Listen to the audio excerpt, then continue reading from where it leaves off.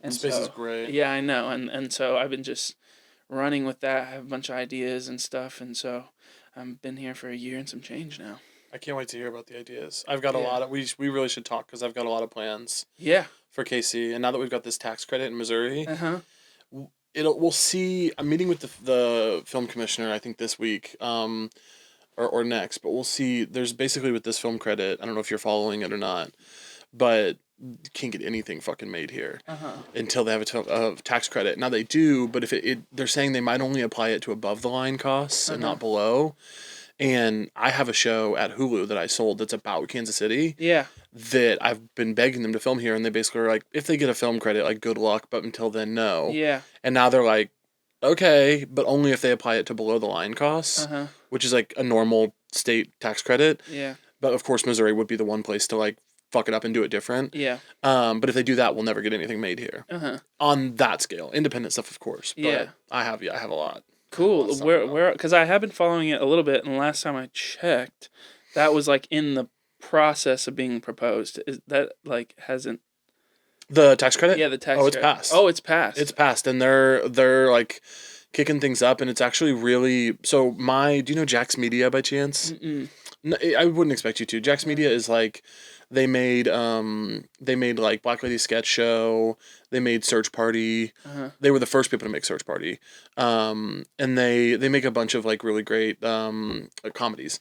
Uh-huh. But they're the production company on my show, and the business affairs guy there was like, Missouri's tax credit, if they apply it below the line as well, is like one of the most competitive in the country.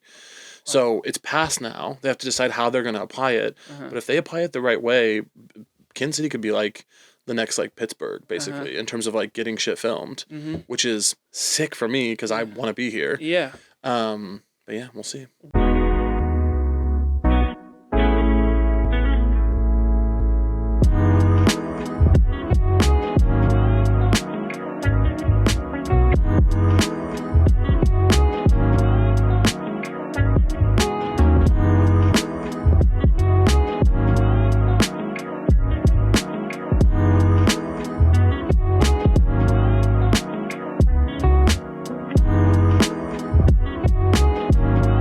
Welcome to the podcast, Prospero's Pit. I'm here with comedian, writer, actor Caleb Hearon, who has been on a tear recently. I saw you were nominated in 2022 for MTV's Social Breakout. I didn't see it. I saw you got nominated, which is a huge deal. But I've been following your stuff since Twitter. I was talking about that and your skits and videos, and I remember sharing it with my family and friends back when.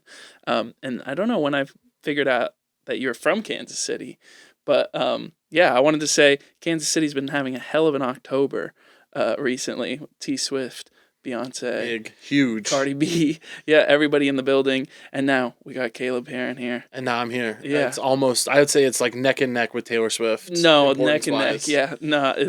This podcast might push you over the edge, I think. I don't know if you're feeling this as acutely as I am, but something brutal just happened in Kansas City that's ruined my life, which is the Chinese restaurant down the street from here. Uh-huh. They closed it. Genghis. Oh, really? Genghis Khan closed. I had no idea. Ruined my life. I love that spot. Really? Yeah, it's horrible. I have a spot for you on Broadway that I love. It's this the like coolest grandma like runs this shop she's always in, and she has my heart, and I always go in there. I think it's called Peking Chinese. Okay. Cool spot in between this Ethiopian restaurant and a Vietnamese restaurant, and the food's good, but she's amazing. I love her, and I just like will stand there while she berates me into my order. That's the best. Yeah, that's the best. Type of woman, like when you tip her, she's like, "Okay, what else do you want? You want a Coke?" And I was like, "No, that's for you. That's just because I love you." Yeah, I love that. If you're mean to me, you have to be kind of old, and you have to be kind of cute about it. It has to be a little bit with a wink, but I'll give you some latitude. Yeah, you can be mean to me for sure. Yeah, no, no, definitely. Especially if you're gonna feed me like great food. I'm in. Yeah. Seriously. So, I saw that you were on Jurassic World. This is true. One of the one of the greatest sci-fi adaptations movie from book to movie. And now you're a part of the great series. Yeah, I am. That really was a wild kind of thing that came about. Yeah, how did that happen? So this guy messaged me on Twitter. This is like Really? 2019, maybe 2019. I'm thinking this guy messages me, and his name's Colin, and he's like, "Hey, dude, I love your stuff. I'd love to meet sometime." And I'm a director, and I make movies or whatever. And I was like, okay. And I get a lot of messages like this, right? So I'm like, okay, but he's like verified or whatever. And I'm like, okay, who is this guy? And I look him up, and it's Colin Trevorrow, and he makes the Jurassic movies, among other things. He made a film called Safety Not Guaranteed with Mark Duplass. He's a great filmmaker, and I was like, yeah, sure. I mean, I'm never going to be in a Jurassic movie, but we can meet. And we met. We had like a 30-minute meeting scheduled or something. We ended up talking for like an hour and a half about like just art and family and like his like he lives in Europe now, but he's from the States and whatever. We really hit it off, and I was like, that guy's cool. We'll never make anything together, but I like that guy.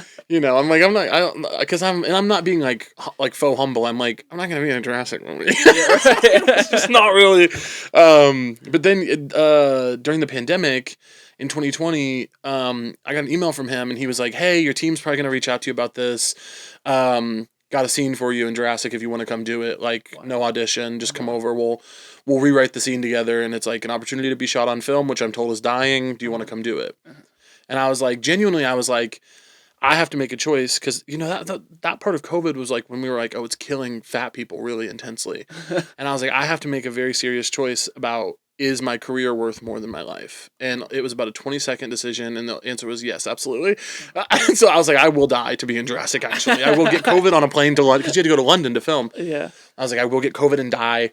And I went, and yeah, it was just so cool of him, like, to not make me audition and to, like, just give me a scene. Wow, yeah. Because he, any comic would have done that, and I wasn't telling anybody because I was like, this is going to get cut because I'm not Laura Dern, and it's like this Jurassic was the first one that had the old cast and the new cast, and I was like, there's no chance my scene gets in. It's like me and Justice Smith, who's wonderful, but I was like, we're the kind of guys when it's Laura Dern and Chris Pratt that you can cut a scene, Right. And it's a long script. And so I was like, man, it's going to get cut. And I improvised some really good shit that I was texting Colin after I left London. I was like, dude, put in my improv. I was like, if you get a chance, put in my improv. It's so good. And he's like, no, it was really funny, but we'll see. And then I think, we maybe improvised a 2-minute scene. And I think I was in the movie for 23 seconds. Wow. It was so small. I barely got it. And I really feel like if Colin wasn't looking out for me so hard and such a buddy, I would have been cut from that movie. Right. I think he did me a real solid. But yeah, fucking weird. Yeah. Crazy. That's insane that started out with a Twitter DM. And that feels like such an LA story to then just like get coffee and next thing you know, you're in a Jurassic World movie. Yeah, and it was like he really... I've never, like, to be 100% honest, I've never been big on the internet stuff. Like, I started doing the internet stuff as a means to an end. I don't love internet comedy. I don't find it particularly compelling. I find most of it to be, like, really boring and unfunny, including mine. And he really was a big fan of my videos. And I was like, you shouldn't even be watching those. It's like, you have like a family and like a big career. Like, you shouldn't be on Twitter watching my fucking this thing. Yeah. But it's nuts how things work out, I guess. Yeah. I would give yourself some more credit though, because I really enjoy your Thank you. Anyone who likes my content is really, really smart, and I love them, and if they want to ever give me a role in a movie. Yeah, no, I got you. I'll keep that in mind. What made you get into comedy? Oh, all the classic stuff, mental illness. For me specifically, I was going to Missouri State in Springfield, and I thought pretty much my whole life, I thought I was going to be a lawyer. That was like my big plan. I was like, I'm going to go be a lawyer. No one in my family did anything like that.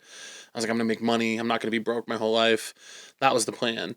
And then was at Missouri State, was studying socio-political communication, was like preparing for law school, trying to I was such a fucking loser. I was like, literally my freshman year, I was like, I need to take practice LSATs. I was like, I just really wanted to, we grew up without like a lot of money. So I was like, I gotta, make this work. And then, maybe like my sophomore year, I was just so depressed. I was like, this sucks. I don't want to be serious all the time. I've done like every leadership program on campus, and I don't know why I keep doing them. And I was like, I'm going to go try improv. I've got like actually nothing to lose. And went and tried improv, and unfortunately loved it. And like it changed my life, which is so embarrassing. And then, I was like, okay, I'll go. I was like, I'll give myself 5 years. I'll move to New York. I thought I was gonna move to New York. I ended up moving to Chicago. I was like, I'll move to New York. I'll do comedy for 5 years. If I'm not making money at it in 5 years, I'll go to law school. That's like the plan. And then if you have to be miserable, you'll be miserable, but you'll know that you like tried. And I moved to Chicago, and it went well. But that was kind of the trajectory. Interesting that. So you started in improv. So you started. Were you aiming for acting? Because I watch your stand-up comedy on Comedy Central, and you feel so comfortable up there. It seems like you've been doing stand-up for a long time. Thank you. I am very comfortable on stage. I think stand-up, it might be annoying to say this, but stand-up just came really, really easily to me. There's like, it gets hard when you try to get better, but I was never really scared of bombing or scared of failing on stage. That always to me just felt like part of it, which I think is the biggest thing that a lot of people have to get over. And so I didn't really have that inhibition. So really the hard thing for me was just like forcing myself to write new material and write clever material. Because I will say when I started out, I should have had a little more shame and embarrassment because my material was so bad. When I started stand-up, I was doing jokes like, I would get up there and be like, Republicans are bad. And then I would be shocked when people weren't laughing. I'd be like, come on, we hate these guys, right? Come on. It's like, we all feel this, but it's like, that's not a joke, But I think, I started out in improv, and then I thought I didn't know about acting. All my friends were like acting majors in college. And I thought I really missed the boat. I was like, oh, fuck, they're like doing plays and Shakespeare and shit. And I'm like just joining the improv team. Most of them have been doing improv for years. I just felt like I was a little bit behind the 8 ball. And then I did a little bit of acting in Chicago, but I really got a break when I was in Chicago before I didn't have any followers or agents or anything. I got a break. My first one was, I think I did Work in Progress, a Showtime show, queer Showtime show that my friend was making in Chicago. And that was just like a small thing where I basically played myself. And then right after that, those same casting directors, PR casting in Chicago, 2 super cool women, they gave me a role on Fargo, playing like a dumb Southern guy who's like, I heard they was leaving town, Yeah. And that was like it was a character, it was real acting. I was opposite like Timothy Olyphant in that scene, and I felt like, I was so, like, I threw up like the day before because I thought I was going to die of nerves. And then I was like, man, I love acting. So I would say at this point, like, I love stand-up, I love writing, but like acting is like the thing I'm most thinking of. Like when I think about what I want to do, it's mostly acting. That's awesome. Yeah. When did you make the decision to get out to LA? Well, I was in Chicago, and I love Chicago. Chicago, like if anyone is considering doing comedy, they gotta go to. You don't gotta, but you like Chicago is like to me the best idea. Anyone who ever asks me, I'll do Q&As sometimes at like college shows or whatever, or like on Instagram if I'm bored, and people will be like, "How do I start comedy?" And I'll be like, "Move to Chicago. It's the best scene in the country." But Were you involved with Second City at all? A little. Okay. I did like a I refused. I kind of had not a bad attitude, but I had an attitude about some of the institutions in Chicago. Yeah. Like Second City, I really thought I just thought how bored, because they string people along for years, and you put on the suit and tie, and you do the tour and then next thing you know, you're 32 and you're still waiting on them to give you main stage just so you can be seen by SNL. And my feeling was like, if I want to get seen by SNL, I can do it like in the next year. Yeah. And I don't want to wait for these old people at this theater to tell me I can do it. Yeah. And I did do that. But I did a fellowship there that was great. There's some really cool directors at Second City and a lot of great comedians that work there. So I wasn't a fan of the process, but I liked the people. That's awesome. I did IO in Chicago. Did a couple things at the Annoyance. But so what was the question? I got lost. I asked you a second question in between, but I was wondering when you decided to move to LA. To LA? Yeah, classic. I had auditioned for SNL. They had flown me to New York. I had screen tested, and I didn't get it. And at the time, I was, I was like, what am I doing? I should have gotten that. I'm so grateful I didn't get it. But at the time, I didn't have agents or managers or anything. And I started doing videos, internet videos, because I was like, basically Steve Higgins, who's awesome. He's like one of the big guys at SNL. He told me I should be doing internet videos. And I was like, well, during the audition process for SNL. And I was like, well, I'm not going to need to because you guys are going to hire me. And he was like, oh, And then when they didn't hire me, I was kind of pissed. And so I started doing videos just to be like, okay, well, if you guys want videos, here's your videos. Then I got managers, and I had agents in Chicago at that point, but I got bigger agents. And I was kind of like, I think I'm ready to leave Chicago. This is like 2020, early 2020. Okay. And so, so I got managers. I had agents interested, but I hadn't signed with them yet. And I was like, I'm gonna quit my day job. I'm gonna stop being an administrative assistant. I'm gonna be a comedian full time. It's time, baby. I'm getting attention. I've got like a bunch of followers online now. And then COVID happened, and I drove for Uber for about 5 months. There it is. I quit my job with benefits, Uh-huh. but I had told myself I was gonna move to LA that year, and then my lease was up in like May of 2020, and I was like, I guess I'm still gonna go. And so I just moved to LA during the like height of COVID. Wow. Because I was like, I said I was gonna do it. So I guess I gotta go. Yeah, no, I feel that. That's what happened to me. I moved straight to LA in the very beginning of COVID, as it was. I mean, we were fully shut down, and it was over. It felt like it was over, and especially if you were trying to get into the industry at that time, it was just like that was like the worst time you could possibly like attempt to do that. Yeah. But I feel like it's funny because I am not from Kansas City. I haven't been born and raised in Kansas City, but I feel like I've talked enough LA ears off about Kansas City. Yeah. And it's funny, like, seeing, like, people who are from LA's, like, their reaction to, like, why are we talking about Kansas City right now? Have you had any, like, fun encounters? Like, what's it like when you're like, people ask you where you're from? I'm telling everybody about Kansas City. Yeah. I mean, I wasn't born and raised in the city. I was born and raised about an hour and a half north of here, in small towns around like Chillicothe, Brookfield, Missouri. But I'm always talking about Kansas City because it really is like, it's so cool and people don't realize it, and it's so easy and fun and nice here. Like the people are great, the food is amazing. You know, Prince, one time in an interview with Oprah, Prince was like, Minneapolis, huh? Because, you know, Minneapolis was his Kansas City. It was his place. And she was like, Minneapolis? Like, oh, you know? Yeah, right. And he was like, oh, yeah, I'll always live in Minneapolis. And I think she said something about the weather or something. And he said, yeah, the cold keeps all the bad people away. And I think that is like Kansas City. The winters in Kansas City are the saving grace that are going to hopefully stop it from being like Austin. It's just, I fucking love it here. I think it's so great. I tell everybody about it. And I had a conversation with this guy once on a plane. I think I was flying from here to LA to go back to work or something. And he was like, he was a TV producer, did like reality TV or something.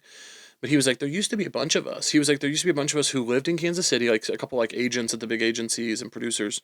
They lived in Kansas City, and they would fly every, I think Friday night, they would fly from LA to Kansas City, spend the weekend here with their families. And then every Monday morning, they'd fly in on the early flight to LA, work all week, and then come back when they were like on a show or something. And then when they're not on a show, they were just here. And I'm like, as an entertainment person, it makes perfect sense because I always have to go to New York.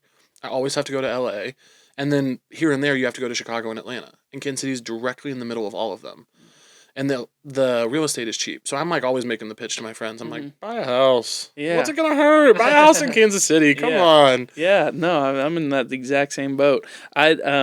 That's fascinating. I had no idea that that like little bubble of producers existed. I didn't either. There is a serious like, you know, TV and film scene out here, where like A$AP Rocky just filmed his music video out here, which is one of the newer things. But I've been on several commercial sets out here, working as like a PA and things like that. And yeah, it was kind of cool to come from LA and figuring out what was going on and to find like somewhat of a thriving film and commercial scene going on here. But yeah, have you been noticing the like rise? It feels like almost like a meteoric rise from KC right now. I feel like it's a buzzword right now. Yeah, I'm becoming scared of it. For a while, I felt like for a couple years I was being like, Kansas City's awesome, you guys. By the way, if you would have told me when I was like, I lived in Kansas City right after high school, before college. I was working for a senator here in Westport.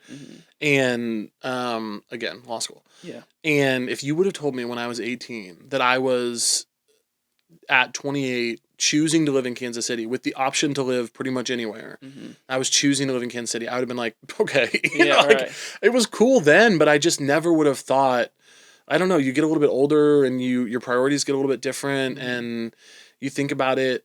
And then you see it change too, and it has changed so much that for years I feel like I've been on the like, no guys, Kansas City's actually cool. I'm trying to convince people, and now there's a lot happening where I'm like, oh wait, no, it sucks, don't come, because I'm legitimately worried about.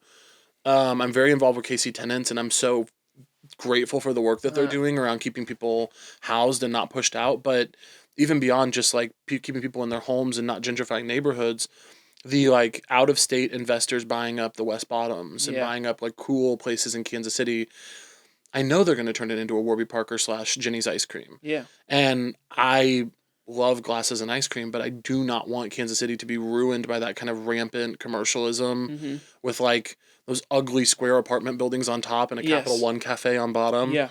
It's coming, and if Kansas City continues to get as cool as it has been getting, it will happen in certain places. I'm just like, how can we mitigate and keep as much of it out as possible? Right. That worries me. Yeah, and I would almost argue it's already here. I mean, those apartments along the river, along Berkeley riverfront, are hideous. Yeah. They're just disgusting to look at. There's a Chase Bank on Troost. Yeah, that's insane. There's a Chase Bank on Troost. Yeah. I mean, I can't believe it. Yeah, and so that's so cool. I had no idea that you were so involved with KC Tenants. Like, I would love to talk more about that. We have to. Yeah, what's your involvement look like? Oh God, I mean, when I say I'm involved, I mean I keep up and share their stuff. I'm nowhere near the. I hope when I say that it sounds like I'm just a fan, because I don't mean to make it sound like I'm doing the kind of work that they're doing. I try to raise money for them. I do a benefit show for them once a year. We've done it. This is our second annual one coming up in November. Oh, awesome. And I want to do it every year. Tara, who runs KC Tenants and created it, is a friend of mine. She's a genius. She's a really, really badass activist, and she would hate this. If she watches this, she'll hate this part. But yeah, I share their stuff. I keep up. I donate money when I can. I really just think that like my activism has moved from when I was younger, when I was in my teens and like early 20s, it was all about candidates. And I was like, if we can elect Bernie, that will change everything. Yeah. And there's a partial truth to that. But then watching what happened with Bernie and so many other great candidates, I've really moved to a place now where I'm like, okay, fuck the parties, fuck the candidates. I'm moving to causes. Like I'm going straight in for causes, and tenant organizing to me is like the crux of leftism and how we can like win on the issues. Because if you listen to any of the KC tenant stories or watch what they're doing, they're organizing like straight up like rural white conservatives. Yeah. And like inner city, like, young queer people of color, that you wouldn't expect these two things to come together. Yeah. But if you got a Trump flag in your yard, you got a Black Lives Matter sign in your yard, eventually gentrification comes for all of us. Yeah. And so it's like that kind of unity, I haven't seen it anywhere else in political organizing. And KC Tenants is doing it in a way that like other places in the country are doing it, but I just haven't seen the like level of success and ferocity and like power that KC Tenants is wielding. I'm very inspired and impressed by them, and I should do more. I want to do more. I should really have one of them on the show. I've been following along, so similar to you, just like from afar, sharing their stuff when I can. And I'm talking about that Chase Bank on Truce. There's a couple businesses that I have found on Truce that are actively working to better the community, but also to keep it local and keep it. One of them is Equal Minded Cafe. Dontavius Young, who's been on this podcast, just started a nonprofit, and that works on like empowering youth and entrepreneurship in the community. And then, of course, Ruby Jeans with Chris Good over there, and empowering just people's, gut health and just their overall well-being. It's interesting to see that kind of cause coming from local businesses. I don't know. It's like, it's you were talking about like leadership in politics, and then you look at the ones that are really on the street, that are really there every single day, and like people like that, I find the ones that I find like really encouraging to see. It feels like there's some sort of activism tied to local business, and how we like can balance that and see what that looks like. I definitely want to explore more on that. Yeah. But that was awesome. I'm so glad we got to talk about that. That's so cool that you're get KC Tenants on here. I'm involved as a fan. Yeah. That really is what it comes down to. I'm such a fan of theirs, and I think like the work that they're doing in Kansas City is the most crucial work in the city. And I actually have a bit of, I don't think I've ever talked about this like publicly, but I talk about it in private a lot. I have a bit of beef with like some of the KC celebs, like some of the Kansas City like celebs, and I don't need to name them. Some of them are my friends, but there's there's a type of like repping your city that has become part of, celebrities are brands, and like there's a type of repping your city, whether it's KC or otherwise. This is a thing that happens everywhere, but it's just like about wearing, like, you walk out in LA, you're gonna get photographed at the coffee shop, so you wear like a t-shirt of the sports team from your hometown, Yeah. and that's great. But there is the lack of true activism and a lack of true being tapped into the city and telling the actual truth about what's going on in the city, that happens sometimes with these people who get hoisted up as, like, whoever the guy is in Cleveland. Like, I'm sure there are famous people from Cleveland that everyone goes, oh my God, he's from here. Mm. And it's like, I don't know. I hope that as Kansas City continues to change, people who are from here that have any kind of influence, my influence is very small. Mm-hmm. People who have big influence, especially, will like tap in and actually pay attention to what's going on here, and not just like, throw out a pitch at the Royals game, which is also cool. But it's like Kansas City's 30% black, Mm-hmm. and the displacement of people through like greedy capitalistic, like commercial real estate enterprise is going to primarily affect that 30% of the city. Yeah. Or the Hispanic folks on like the Kansas side. Like, I don't know. There's a lack of talking about these things in depth from people who claim to love the city that I go, it's just a little annoying. Yeah. Yeah. But KC Tennis is great. Uh-huh. Mm-hmm. I want to take a hard left real quick to get back onto your funny, career. dude. Yeah. Do a video for us. Be funny. Don't be. This is annoying. Make me laugh. You're just making me sad now. No. No, I want to talk more about your career. So you are also a writer for the spin-off of Big Mouth. Yeah, human resources. Human resources. Thank you. And I mean, we just got out of it, but there was a massive writer's strike. How was that like? How were you involved in that? Were you involved in that? What was that like? Navigating your career as well as the writer's strike and all that going on. Yeah, the writer's strike, I was in a writer's room when we started striking, so I was at my job when we found out we were striking, and then I left my job that day and didn't go back. Yeah. And then we were going to restart it after the strike, but the show got canceled, and so unfortunately, I won't go back to that job. Mm-hmm. The strike was, it's, you said it was a hard left turn, but funnily enough, it's like it's all in the same vein of stuff. The strike was about greedy ass billionaires telling working class people what is possible and what's realistic, which is always my favorite. I love when the mega rich tell us what's realistic, as if they've spent a day in reality. Yeah. But that's what it was about, and I was really, really proud of the union for going on the strike, and I was really proud of like all of our leaders on the negotiating committee and people like Adam Conover, who's a very funny comedian, but also I think a brilliant political mind. Yeah, we got a lot of gains that we wouldn't have got if we didn't strike. It's horrible that we had to do it. Strikes are brutal. Yeah. And like support staff and people who, I'm lucky because I went on tour and like I've got other things to do, thank God. Yeah. But not everyone has that, and it was really, really tough. But we're out of it now. Yeah. I hope that like we'll continue to like strike when we need to and get the protections we need. Yeah. It's a pretty tough industry, entertainment in general. Yeah. But yeah, the strike was like, I was really, really proud of it, and I'm super pro, like, I'm always going to tell the truth, and I'm always going to say what I actually feel, and if that means I can't work with somebody, then fuck them. Mm-hmm. And I was super vocal about the fact that I think the studios and the networks are fucking greedy. Mm-hmm. And there's a lot of creative execs there who I like. Mm-hmm. There's a lot of people who, make creative decisions there that agree with us, and they're also being squeezed by these guys. Yeah. But the guys at the very top, the CEOs, the big dudes, those guys, they just suck. They just suck. They ruin everything. They take the fun out of everything. We could be doing so much cool shit. There's like no reason that anyone needs to be struggling at this point in humanity. Yeah. But these fucking losers. For real, they're just fucking losers. Yeah, but that's what the strike was about. Was a bunch of people who, barely make enough money in a year to get their health insurance coverage. If they do, a lot of people don't. Mm-hmm. Being like, hey, could we please not be replaced by AI? And the bosses being like, oh, get real, kid. Yeah, come on now. Come on. Yeah. So, yeah, but I'm glad we did it. And now that it's over, I hope everyone can get back to work. Yeah.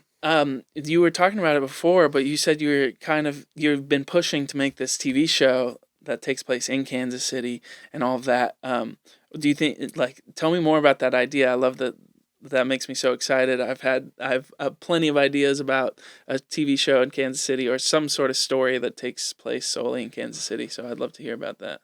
We'll see how it develops and changes. When you develop with a network and things, that sometimes it turns out to be a little different than what you thought it was originally, for the better or for the worse. Like, you never know. But I really like the direction it's going. My friend Holmes and I, who's also a comedian who also lives in Kansas City, we met in Chicago, and we started writing this show about our friendship. I would describe it as like an intergenerational, like, queer roommate comedy. It's us. We live with like some older lesbians. And yeah, the show's just about like what it looks like to try and live an interesting life in the middle of the country. Yeah. And I think it plays a lot on a feeling that Holmes and I both had growing up. They spent a lot of time in Omaha as a kid and a teenager, and I was in Missouri exclusively. But there's this feeling, I think, when you grow up somewhere that isn't cool, somewhere that isn't like New York or Chicago or LA, that you go, I gotta get out of here. If I want my life to mean something, I gotta get out of here. I can't wait to get out of here. And it's not true. But then you get out of here and you go to these other places and you go, oh, fuck, I'm still gay, or I'm still fat, or I'm still depressed, or I actually don't even like it here. Or you go and you have a great time, but you realize also there's so many wonderful things about home. And it's, it's different for different people. Like, obviously, if you're like a trans woman of color, that's a different story. But our characters are kind of taking a look at this question of like, can you lead an interesting, artistic, gay, young life in between the coasts? Yeah. Our answer is yes. Yep. But it's a question when you're a teenager, you don't have enough data. So you're going, man, I got to get out of here. Yeah. And partially I think that's true. Yeah. But partially I think it's also not. Yeah. And I think that's I think that's a great story because of how complex it is and how there is like a yes, no, middle ground sort of blurry thing. That's what makes great stories. I do think it's interesting that, like, on one side, like, I am an active believer that it's not true that, like, you have to leave your home to find yourself. You have to, like, you completely abandon your roots before you can, like, make something new. But at the same time, I find myself, like, looking around, especially in the suburbs of Missouri and the suburbs of Kansas. The environment makes it very actively hard to, like, get out, like, to really, like, be creative and also be unique as an individual.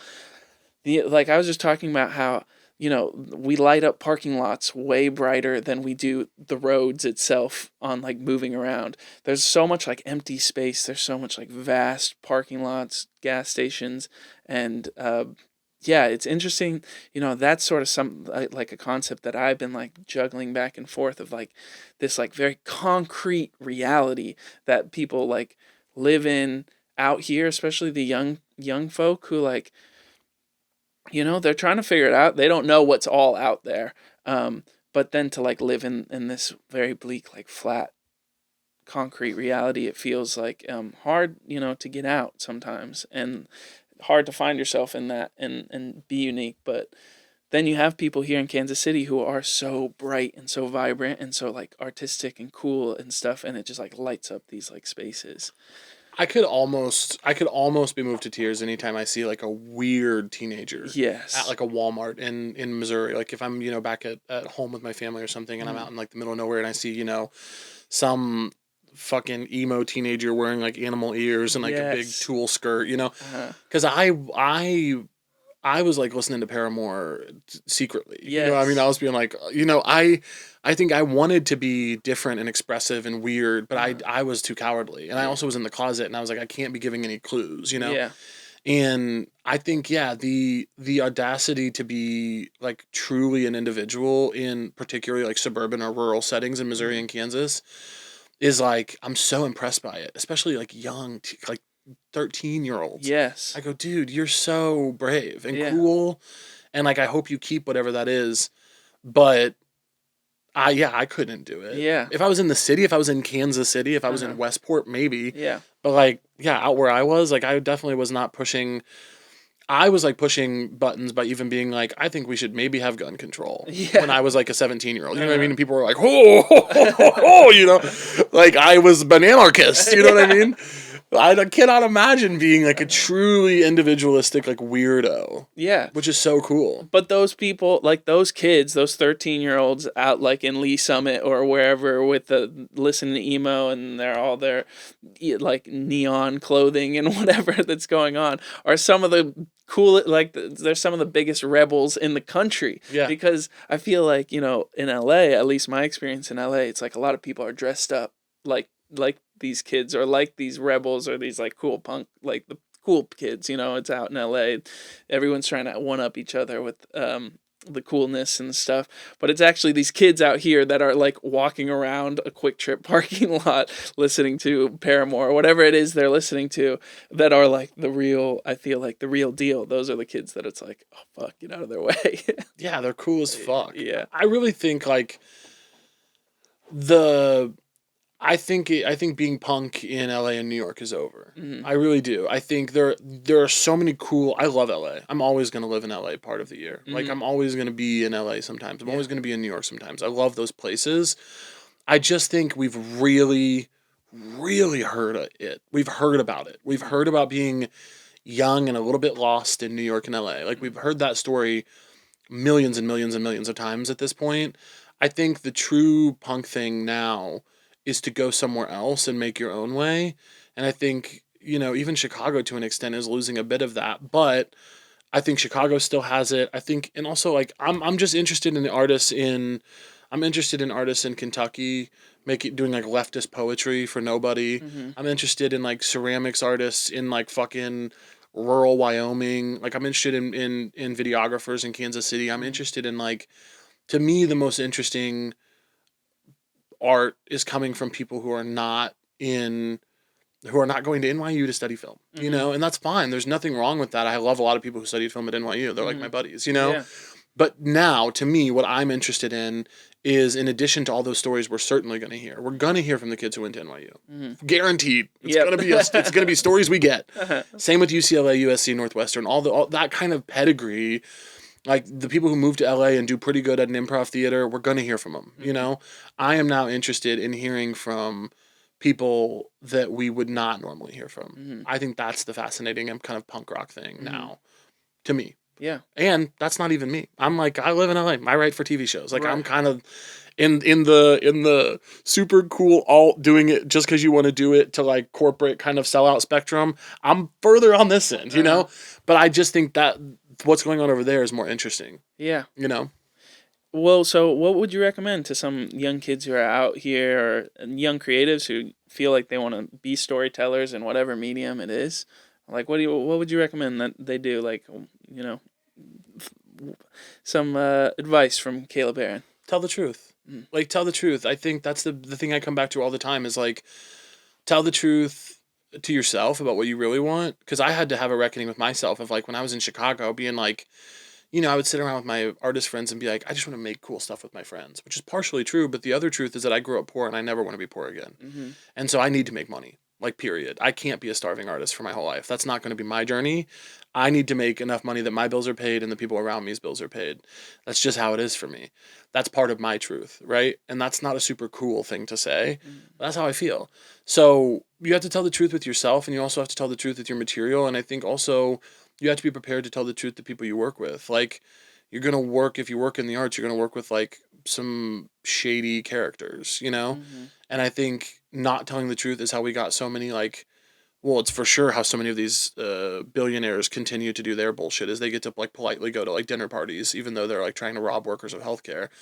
But then also it's the way that you get like fucking comics who are bringing like 15-year-old girls to the green room and shit. It's like telling the truth is not only an artistic endeavor, it's also a moral endeavor.